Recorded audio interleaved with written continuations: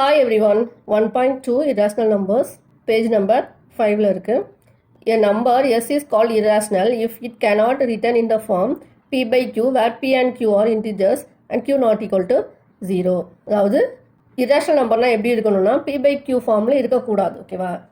ரேஷ்னலாக என்ன பார்த்தோம்? P by Q ஃபார்மில் இருக்கணும். P and Q are integers, Q not equal to 0 சொன்னோம்.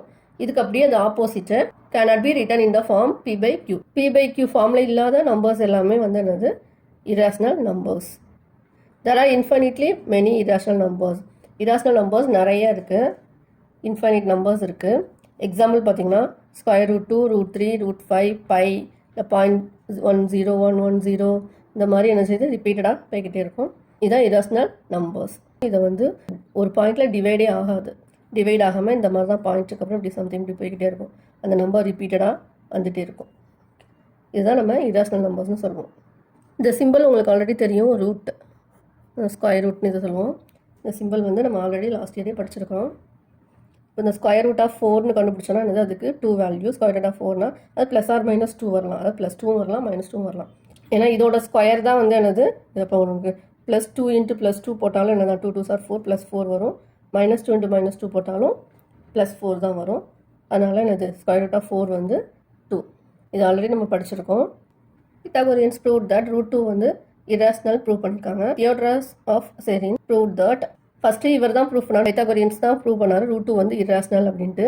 அவரை கண்டினியூவாக என்ன பண்ணாங்க, தியோடரஸ் ஆஃப் செரின் வந்து என்ன பண்ணாங்கன்னா root 3, root 5, root 6, root 7, root 10, root 11, root 12, root 13, root 14, root 15, root 17 எல்லாமே வந்து என்னதான் irrational நம்பர்ஸ் தான் அப்படின்னு ப்ரூவ் பண்ணியிருக்காங்க. Next real number. ரியல் நம்பர்ஸை ஆர்னு டினோட் பண்ணுவோம். The set of real numbers consist of both rational and irrational numbers.